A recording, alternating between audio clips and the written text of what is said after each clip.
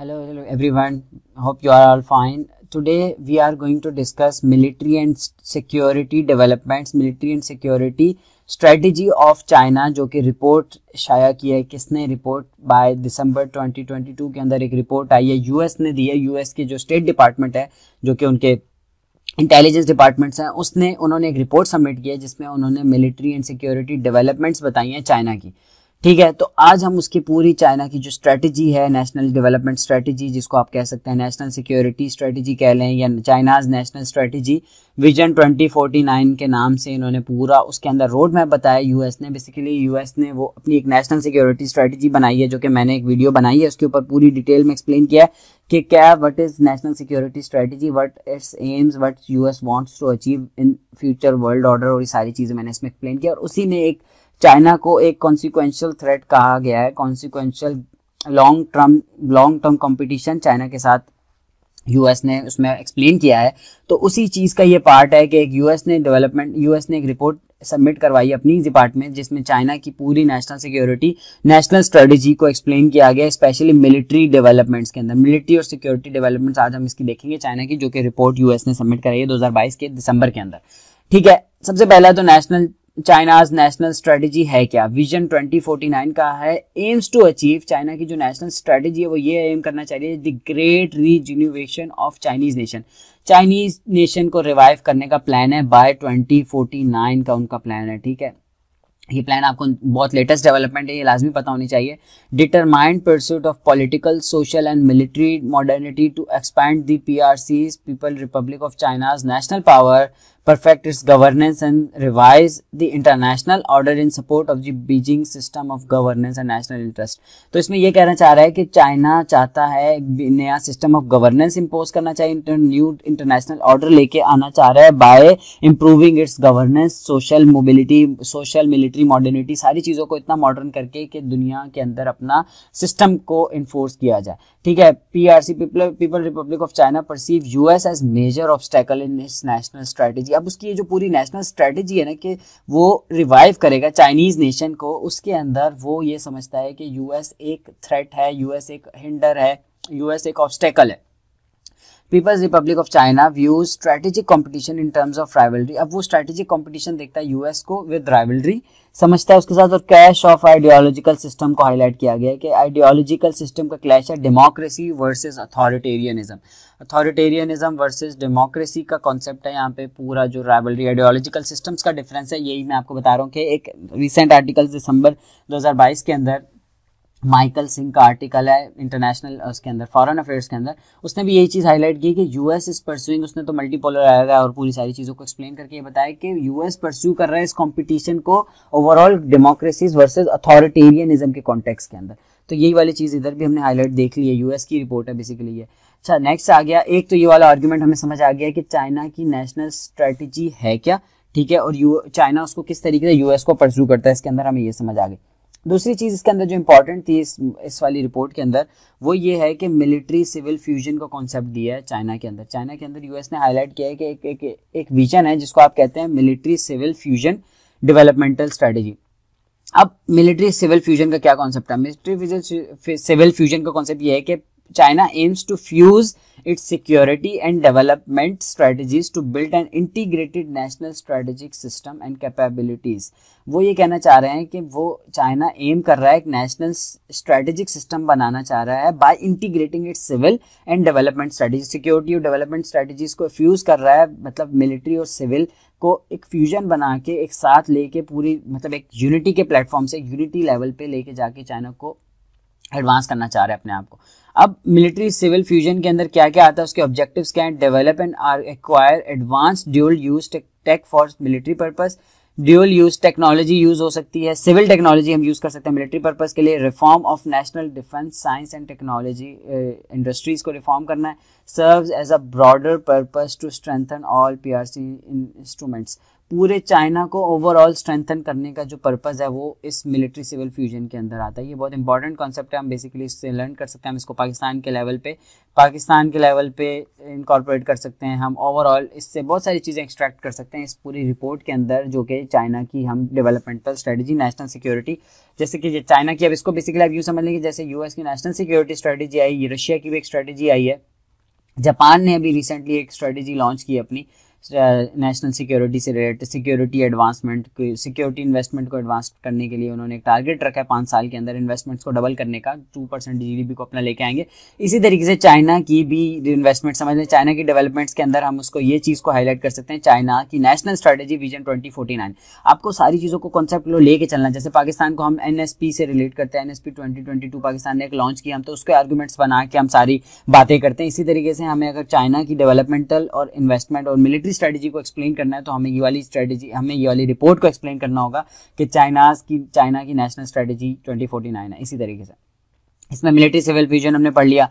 Next argument इसके अंदर हम एक चीज सकते हैं, operational structure and activities in China's periphery. अब ये है कि China continues to refine military reforms associated with the establishment of eastern, southern, western, northern and central theater command। China ने इन सारी पांचों रीजन्स के अंदर डिवाइड किया, 1 2 3 4 5 रीजन्स के अंदर अपनी कमांड्स को डिवाइड कर दिया। ऑपरेशनल स्ट्रक्चर उसका यहाँ पे इसके अंदर एक्सप्लेन किया गया। चाइना के अंदर ऑपरेशनल स्ट्रक्चर किस तरीके से डिफाइन किया, 4-5 चीजों के अंदर 5 डिविजन्स बनाई है और use the direction of central military commission बनाई है। सेंट्रल मिलिट्री की वजह से each theatre command has operational authority over PLA conventional forces with in treater. अब उस सारी कमीशन को इन्होंने एक्सप्लेन किया है कि किस तरीके से, ऑब्वियसली यूएस ने अपनी रिपोर्ट जमा कराई है ना, यूएस के अंदर चाइना की सारी डिटेल्ड एक्सप्लेनेशन है उसकी सिविल मिलिट्री और वो सारी मिलिट्री स्ट्रेटजी, डेवलपमेंट स्ट्रेटजी के अंदर उन्होंने बताया कि 5 रीजन्स के अंदर स्ट्रक्चर, ऑपरेशनल स्ट्रक्चर डिवाइड हुआ है चाइना का।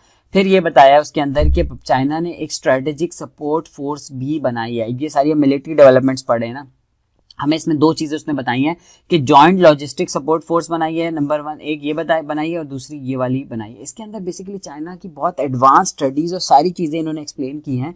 वो इस तरीके से कि एसएसएफ नेटवर्क सिस्टम डिपार्टमेंट एक बनाए, is responsible for the information warfare with integrated missions, जिसके अंदर cyber space, technical reconnaissance, electronic warfare और साइकोलॉजिकल वॉरफेयर आ जाएगी। मतलब चाइना ने एक special force, strategic support force बनाई है in order to pursue warfare, जो कि इंफॉर्मेशन वॉरफेयर। अब यहाँ कहानी आ जाती है, सारी इंफॉर्मेशन वॉरफेयर के लिए उन्होंने एक स्पेशल फोर्स बनाई, उसका डिपार्टमेंट बनाया जो इस सारी चीज़ों को डील करेगा। दूसरी उन्होंने एक फोर्स बनाई है जॉइंट लॉजिस्टिक सपोर्ट फोर्स, जो कि उसकी पीपल्स लिबरेशन आर्मी जो कहते हैं, वैसे तो उनकी नेवी का नाम प्लान है पीपल लिबरेशन आर्मी नेवी, और उनको सपोर्ट करने के लिए एक लॉजिस्टिक सपोर्ट का भी पूरा फ्रंटियर बनाया है। लॉजिस्टिक्स एफिशिएंसीज को एफिशिएंसी बढ़ाने के लिए उनके लॉजिस्टिक्स को through training and integrating civilian products and services. मतलब ये है कि लॉजिस्टिक्स अब जो प्रोवाइड की जाएंगे वो सिर्फ सिविलियन, अब सिर्फ मिलिट्री एक्सपेंडिचर से नहीं होगा, ओवरऑल उनकी ट्रेनिंग और इंटीग्रेटिंग की जाएगी, सिविल प्रोडक्ट्स भी यूज़ किए जाएंगे और मिलिट्री प्रोडक्ट्स भी यूज़ किए जाएंगे। तो हमने देखा कि 2 उन्होंने एक स्ट्रेटेजिक यूनिट्स भी बना ली हैं अपनी एडवांसमेंट्स के लिए, अपनी मिलिट्री स्ट्रेटेजी। हम यहाँ पे पूरा ओवरऑल मिलिट्री एडवांसमेंट्स पढ़ रहे हैं यूएस की और चाइना की, ठीक है। अब इसके अंदर एक और इम्पॉर्टेंट चीज़ है, चाइना ने अपना एक इलेक्ट्रोमैग्नेटिक स्पेक्ट्रम को भी एक्सप्लेन किया है। यूएस ने एक्सप्लेन किया चाइना की इलेक्ट्रोमैग्नेटिक कैपेबिलिटी को कि चाइनास की ईएमएस इलेक्ट्रोमैग्नेटिक स्पेक्ट्रम की सुपीरियरिटी डिफाइन की है। बेसिकली ये एक वॉरफेयर है, मॉडर्न इंफॉर्मेशन वॉरफेयर होती है ये यूएस ने पहले भी चाइना के ऊपर थ्रेटन किया था कि चाइना इसमें बहुत एडवांस चल रहा है।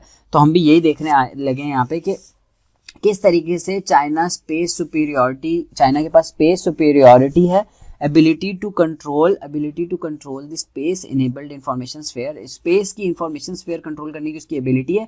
to deny adversaries their own space based information gathering and communication capabilities। मतलब चाइना इतना एडवांस उसकी सुपीरियरिटी चल रही है। इसके अंदर बेसिकली आता क्या है, इसके अंदर इंफॉर्मेशन मिलिट्री आती है, इंफॉर्मेटाइज्ड मिलिट्री आती है, जिसके अंदर इंफॉर्मेशन ऑपरेशंस आते हैं, साइबर इनेबल्ड स्पियोनाज आता है,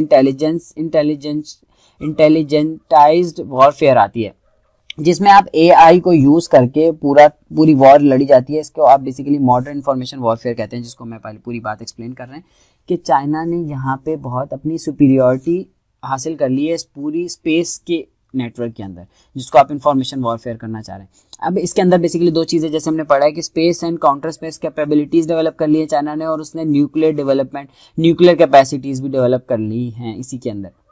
किल मिसाइल्स वगैरह, ground based lasers, optic orbiting space robots बना लिए हैं। न्यूक्लियर के अंदर modernise, diversify and expand nuclear forces, nuclear modernisation का भी चल रहा है। अब जैसे मैंने बताया मॉडर्न इन्फॉर्मेशन वॉरफेयर कर रहे हैं, इसी तरीके से न्यूक्लियर मॉडर्नाइजेशन के ऊपर भी काम कर रहे हैं। इसी तरीके से एक और चैप्टर है उनका जिसमें आ जाता है resource and technology for force modernisation, कि किस तरीके से हमने रिसोर्सेज और टेक्नोलॉजी को यूज़ करना है अपनी मॉडर्नाइजेशन के लिए। Goal is to create long term self reliant defence industrial sector को सेल्फ रिलायंट डिफेंस इंडस्ट्रियल बनानी है।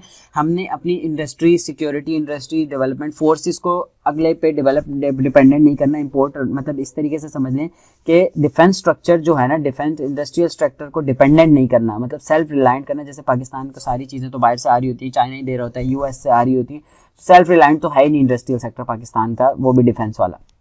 इसी तरीके से fused with the strong civilian, industrial and technical sector.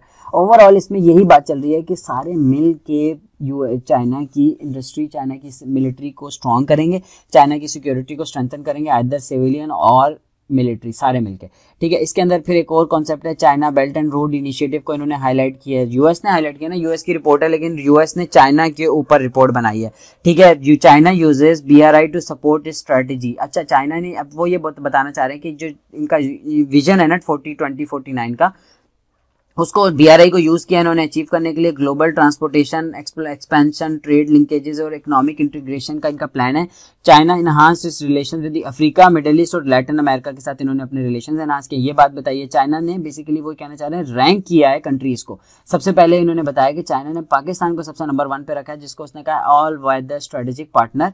Russia को इन्होंने दूसरे पे रखा है, जिसको कहता है comprehensive strategic partner with coordination relations.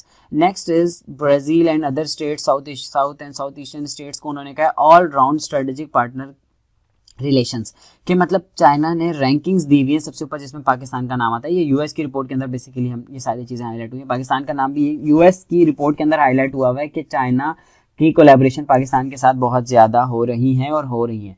ठीक है, चाइना ग्लोबल गवर्नेंस सिस्टम का भी इसमें आर्ग्यूमेंट दिया है कि China basically global governance system को इंट्रोड्यूस कराना चाहता है विद इट्स डोमिनेंस, और एक जो इंटरनेशनल बेस ऑर्डर जो अभी चल रहा है यूएस का, उसको थ्रेटन कर रहा है। ठीक है, पार्ट ऑफ डिप्लोमेटिक फ्रेमवर्क, मतलब अब इसी के अंदर उनका एक डिप्लोमेटिक फ्रेमवर्क है जिसमें reflect profound evolution of international order. International order को एवोल्यूशन करने की बात होती है, उसमें China actively participate in construction of new global governance system को कंस्ट्रक्ट करने की प्लान चल रहा है चाइना का। क्रिएशन ऑफ न्यू एमएनसीज को भी न्यू मल्टीनेशनल ऑर्गेनाइजेशन बनाने का प्लान चल रहा है, जिस तरीके से आईएमएफ वगैरह, ब्रेटन वुड है, ये सारा चाइना का प्लान है जो कि यूएस ने अपनी रिपोर्ट में एक्सप्लेन किया है, जो कि हम अभी जो कि हम रिपोर्ट पढ़ रहे हैं अभी।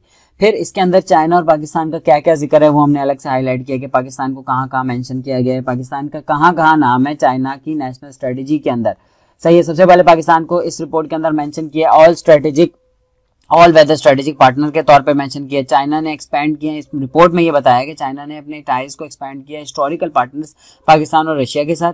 अटैक्स ऑन चाइनीज प्रोजेक्ट्स, मतलब यहाँ पे इस रिपोर्ट के अंदर ये बताया कि चाइनीज प्रोजेक्ट्स के ऊपर पाकिस्तान के ऊपर अटैक हुए हैं, फिर भी चाइना ने बैक ऑफ नहीं किया और चाइना ने सिक्योरिटी एनहांसमेंट की बात की है। और फिर इसके बाद ये बताया इस रिपोर्ट के अंदर Pakistan launches remote sensing satellite in China. Remote sensing satellite बनाई है चाइना की हेल्प से, जॉइंट मिलिट्री एक्सरसाइज कर रहे हैं, नेवल एक्सरसाइज वगैरह को हाईलाइट किया इन्होंने। ठीक है, इसी तरीके से naval vessel supplied by China to Pakistan, China ने सप्लाई किया, नेवल वेसल सप्लाई किया पाकिस्तान को। 8 युआन सबमरीन्स जो है ना 2015 में दी थी, और 4 नेवल फ्रिगेट्स जो है 2017 और 18 के अंदर उन्होंने दी हैं। इसी तरीके से पीपल्स रिपब्लिक ऑफ चाइना का जो मिलिट्री डिप्लोमेसी है उसके अंदर पाकिस्तान को ट्रेनिंग देना है, थाईलैंड को देना है, सऊदीया, साउथ अफ्रीका, जिबूटी वगैरह की फोर्सेस को ट्रेनिंग देने की भी मतलब ये चल रही है। चाइना ट्रेन कर रहा है इन सारे कंट्रीज की फोर्सेस को, और चाइना लीड कर रहा है APSCO, ये है Asia Pacific space cooperation organisation को लीड कर रहा है चाइना, जिसके अंदर पाकिस्तान भी इंक्लूड है। तो this is all for today. We have discussed national strategy of China, military strategy of China, जिसके अंदर हमने पाकिस्तान का जिक्र पढ़ा, कहाँ कहाँ यूएस ने पूरी चीज़। अब यहाँ पे इंटरेस्टिंग बात यह है कि ये रिपोर्ट यूएस ने इशू की है, यूएस के डिपार्टमेंट ने इशू की है ये, चाइना के ऊपर डिपेंड किया, और इससे हमें चाइना की स्ट्रेटजी पता चल गई, चाइना की डेवलपमेंट, चाइना नेशनल स्ट्रेटजी, यूँ समझ लें चाइना नेशनल स्ट्रेटजी जैसे यूएस की। यहाँ पे मैं एक चीज़ बता दूं कि आप लोग ये याद रख लें कि यूएस की जैसे कि नेशनल, अब रिसेंट कॉन्टेक्स्ट में यूएस की नेशनल सिक्योरिटी स्ट्रेटजी का आपको पता होना चाहिए, पाकिस्तान की नेशनल सिक्योरिटी पॉलिसी का आपको पता होना चाहिए, चाइना की यही वाली स्ट्रेटजी जो आपकी है नेशन चाइना की नेशन स्ट्रेटजी कह लें, चाइना नेशन स्ट्रेटजी, और फिर रशिया की एक है वो भी मैं वीडियो बनाऊंगा उसके ऊपर, और जापान की स्ट्रेटजी सिक्योरिटी स्ट्रेटजी कह लें।